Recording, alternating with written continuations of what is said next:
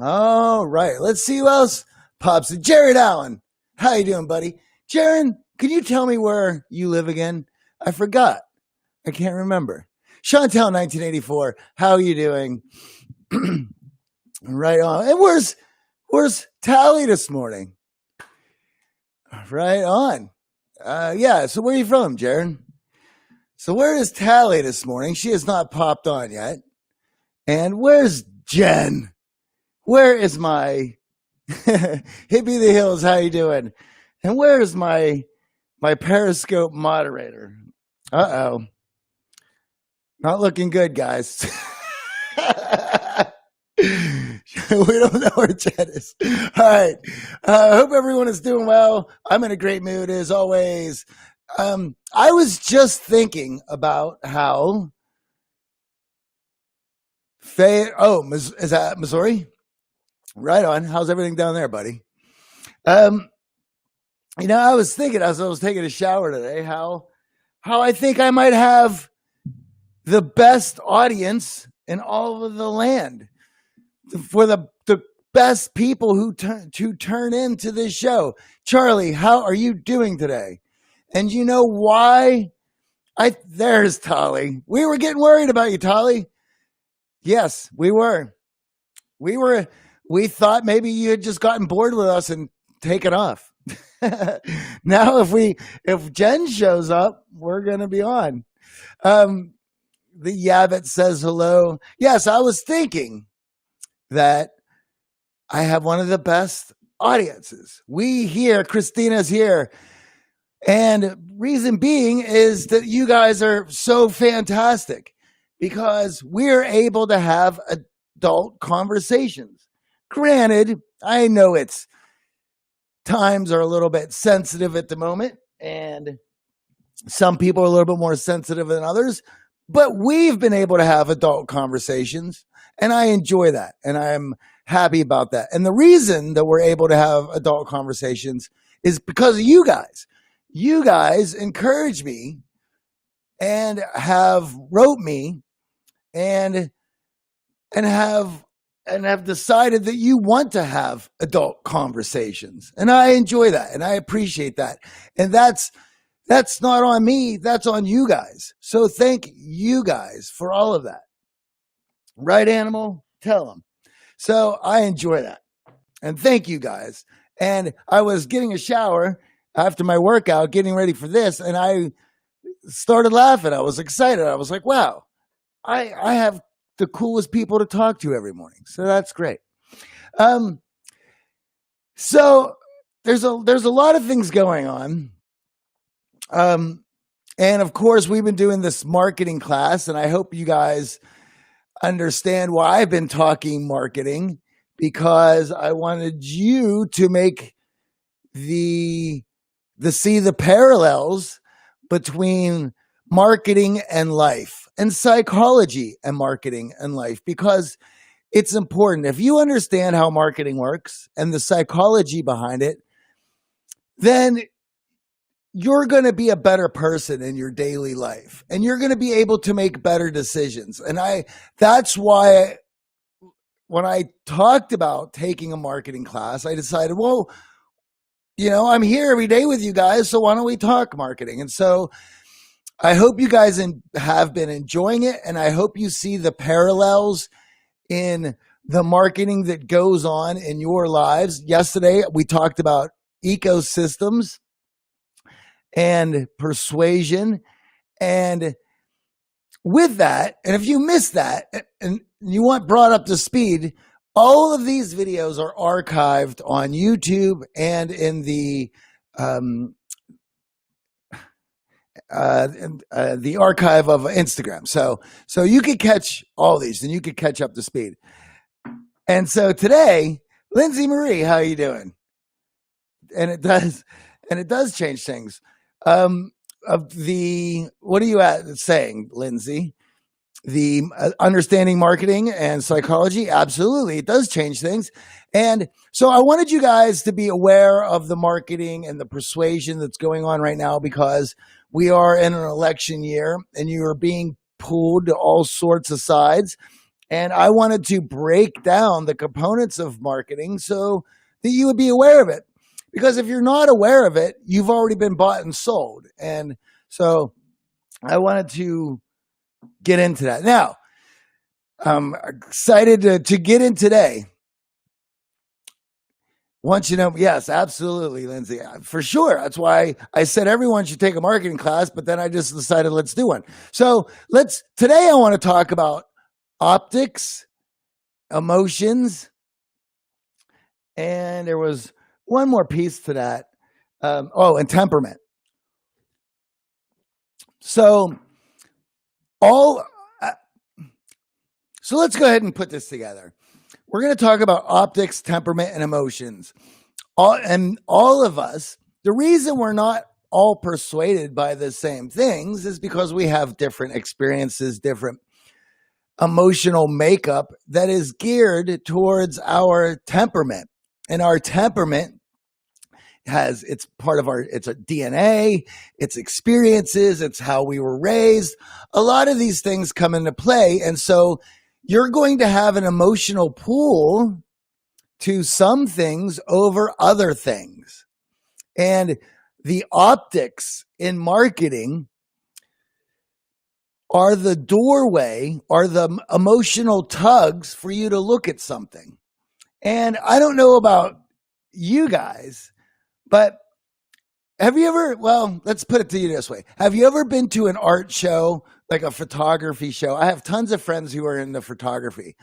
And have you ever went to a photography show or an art show and not allowed yourself to, Charlie says, Johnny, 5 of my best female colleagues are a big fan of you, and they're also, well, that's amazing to hear. I love to hear that.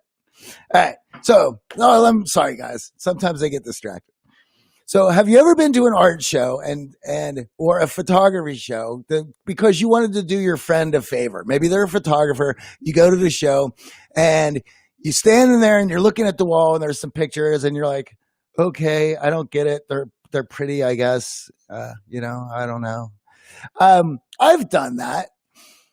And as I have gotten older and as I have learned about the emotional pull to Tali, shut up. Tali, for you is saying that my blushing is cute. Oh my God.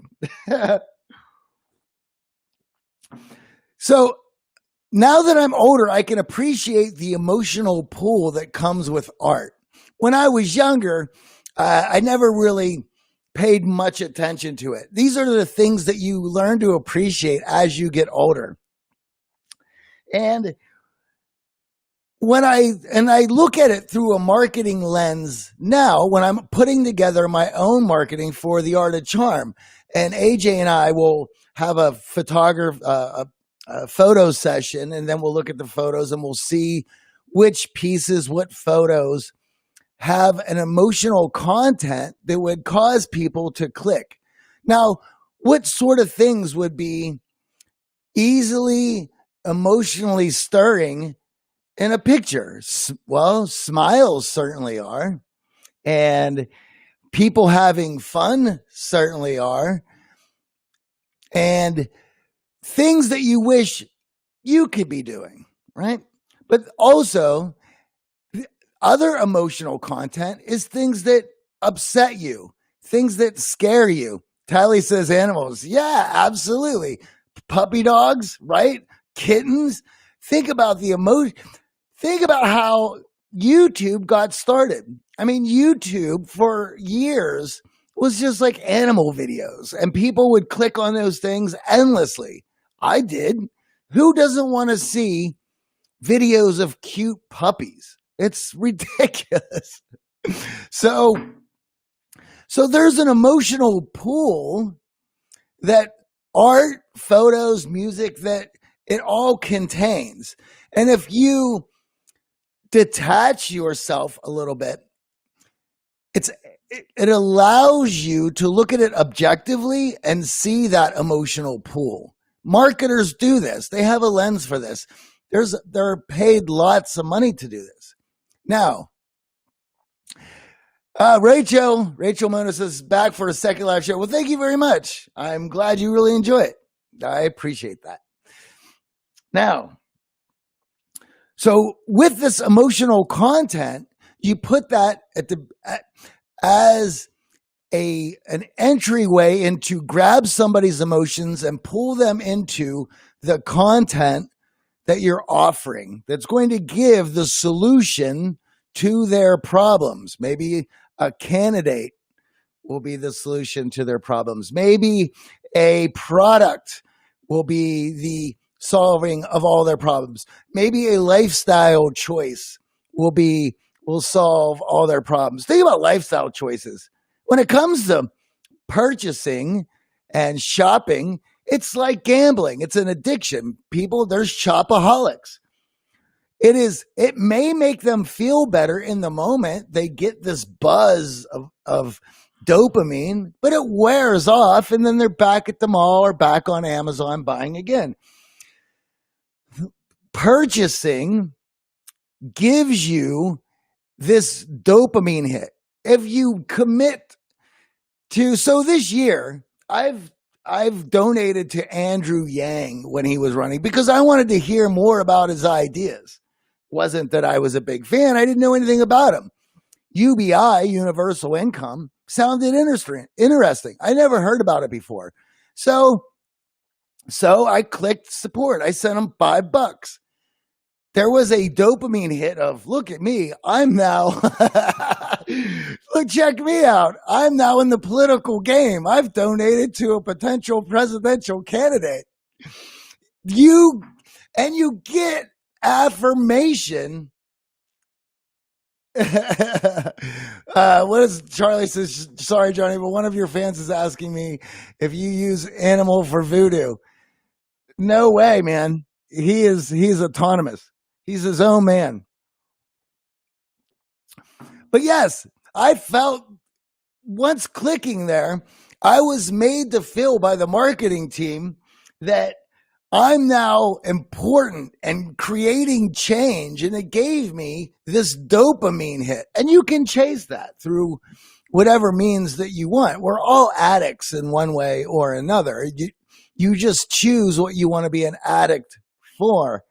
For myself, I'm an addict when it comes to coffee and certainly self-development, philosophy, psychology, and music, rock and roll. Those are my addictions, and I love them. Oh, and maybe some booze. Well, maybe some Kentucky bourbon.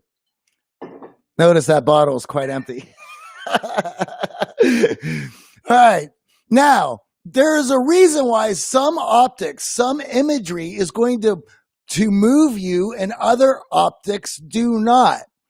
This goes with your chemical makeup.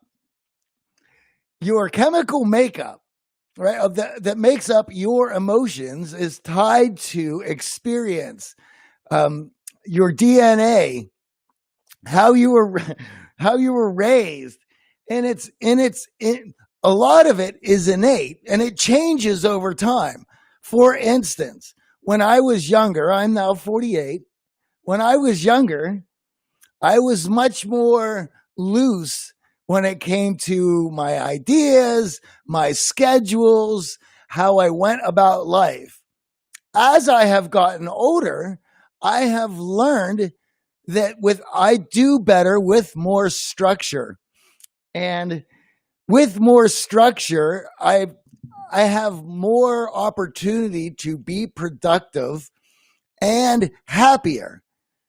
And it is scientifically proven that as you get older, you tend to get a little bit more conservative from where you were when you're younger. I think a lot of that has to do with you just sort of get set in your ways. You know when, where, and how you work best, and you tend to stick to those patterns. I certainly have. But with that nature in all of us, there's going to be imagery that certainly appeals to a looser schedule and lifestyle than one that is a more structured lifestyle. Think about that. What sort of imagery, optics would work with a more looser, open, structured lifestyle? Well, vacations and fun and uh, enjoying yourself and all sorts of things that come with that sort of lifestyle. Friends out drinking, hanging out. And as for somebody who has gotten more set in their ways, who might be a little bit older, who is more structured in life, you may see things that are more important to them, like productivity and happiness through creating. As I moved into my 30s, the things that I cared about drastically changed. Where in my 20s, all I wanted to do was have fun. In my 30s, I started to think about legacy for the very first time. And what was I going to be adding to the world? There is imagery that and optics that play a role in exploiting those emotions. Those are the pictures that marketing teams are going to use to get you to start looking at their material. And notice how in that system, there is no logical brain whatsoever. It is you saw a picture, you had unconscious, subconscious emotions stir up, and now you're looking at the materials that this marketing team is presenting. Maybe a candidate, maybe a product, maybe a lifestyle choice. This all works in the same manner. Now, what is it about this temperament then that makes you feel good? Well, now, after you have been hooked through your emotions, you're going to start looking at materials. And the materials that you're going to be looking at, the text, the testimonials, the ideas, they are going to reaffirm the emotions that have been stirred up. And you can use all sorts of text. And one of the things that is interesting about how testimonials work. Testimonials are not to make you change your mind into buying a product. Once you clicked on a candidate, once you clicked on a product, once you clicked on a lifestyle choice, you've already bought it. Emotionally, you've already decided that this is good for me. Now, when you take to the commitment, when you click buy, when you click donate, when you click whatever the call to action is, there has been a seamless run of your emotions to confirm that everything that you are feeling is true. And that's all it is. Testimonials are just backing up what you already thought. And if you see a testimonial that uses language like the language that you use, then you tend to think that they're speaking to you. If you see a testimonial, if the testimonial is visual, then you might see something in the person giving the testimonial that reminds you of you. And if you want the product, you will be looking for things in the testimonial that is positive. If I don't want the product, all I'm going to be looking for is reasons not to buy. So once you've clicked, you've already decided that you are interested. All the marketing team has to do at that point is back it up. Yesterday, we talked about ecosystems. So maybe you don't buy on the first purchase. And how many of you guys have done this? Saw something you liked, thought about it, decided not to, only to buy it a week later, 2 weeks later, a month later? You know why? Because you've entered the ecosphere and you've begun seeing it over and over again.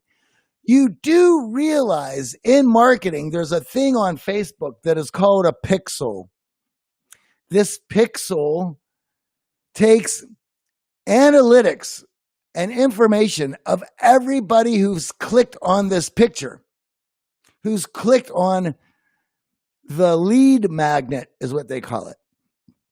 And that information is stored so that at a later time, if I decided only a certain percentage of folks have bought X product, I want to try to get the other people, I want to up that percentage.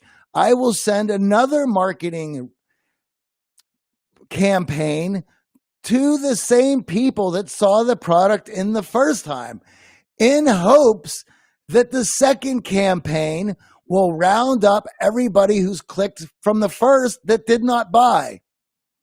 You're getting targeted over and over again. So if you clicked on a story about a civil situation or a product that was going to hand you a solution or a lifestyle choice that will allow you to feel good, and you don't purchase, you don't commit, guess what? You're going to be inundated with more until you do. And you may think to yourself, that's messed up. Are they really doing that? Yes. That's why I'm telling you guys about this, so that you're a little bit more aware of how marketing works, so that you can make better, rational decisions. Because if you don't think you're susceptible to it, you've already been bought and sold. That's why we've been talking about this all week, and I'm so glad that you guys have joined in on this adventure. And not only that, I mean, I've been running marketing campaigns for The Art of Charm for quite a long time and worked closely with every marketing team that has ever been through. It's fascinating. Of course, if you watch this show, if you're here every day, you know how much I enjoy psychology. And marketing is utterly fascinating when you look at all the psychological bits that are playing their role, that are running their course. So as I said at the beginning of the week, if you're trying to make sense of all the political games and marketing that are being played right now for your vote, look at all the pieces and write them down as you're seeing it. Know that every day the news media and marketing teams are handing you certain optics. They want you to see certain things and are not showing other things. Why are they doing that? Because they have strategic marketing directly related to the optics they're showing you. And each side has its game. And the reason you like some marketing better than other marketing is not because you're a good person or a bad person. That's just not how human beings are. It's because you have a temperament that is predisposed to certain types of marketing, certain types of optics, certain types of ideas. That's all it is. So when it comes to a lifestyle choice, when it comes to a product, when it comes to a candidate, the marketing campaigns are geared towards who you are as a person. So the next time you start to think that your friend is a jerk because they don't like the person that you like, or they're interested in other lifestyle choices than you are, or that they're interested in products that you're not, understand it's because they are a human being and they're incredibly diverse, and their temperaments and emotions and DNA is predisposed to be affected by other materials, not because they're a bad person. And if you're watching the show and you think that way, you might want to go somewhere else.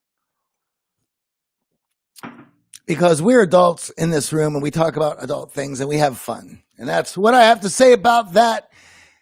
Guys, Joe Mackley, welcome. It's good to see you. Nicole, I haven't seen you in a while. Thank you very much. So guys, with that, if you have any questions, shoot them over to me. I want to thank all you guys for coming on. If you enjoy everything that I had to say today, please check out the Art of Charm Communication Accelerator. It is in the link tree in both Twitter and Instagram. It has all the best bits of connection, influence, and psychology connection from our live in-person training programs, online training programs, and the best from our expert guests from over the last 14 years. Yes! Those are hearts for you and me, animal. So let's see what else we got here. Nolene, I'm sorry. I know that you are Irish and I know that you're in Dublin, but Jaron Allen will let you know he's in Missouri. So guys, Nolene here is trying to tell me that Irish whiskey is better than American Kentucky straight bourbon. Now, Charlie might end up agreeing with Nolene, but when you're talking to somebody who spent any amount of time in the South, we know where that good bourbon is, Nolene, so don't even try it. Don't try it with me. Christina knows. Yes, those Italians over there, they're all about the American bourbon. In fact, all my Italian grandparents, I am half Czech, half Italian. They love their bourbon. They put that bourbon in their coffee every morning. Not that I do that. Oh, so Charlie says, Johnny, but one of your fans asking, oh, that's from earlier. Animal, we don't do any voodoo. Hell no. All right, guys. So I got to head out. I got a million things to do today. Thank you all for joining. You guys are amazing. You make every day wonderful and amazing. And I love to be able to have these conversations because this is what life's about. If we don't upgrade our chimp tech with new ideas and knowledge and experience, then we're doomed to make it a rough go at it. But if we do upgrade it all, we make ourselves better, which makes the people around us better, which makes the world better. And we're going to do that from our own little corner of the internet. Thank you guys all very much. You all have a wonderful Thursday. Charlie, and it's an end of day for you and Nolene and Christina over there. You guys have a good evening.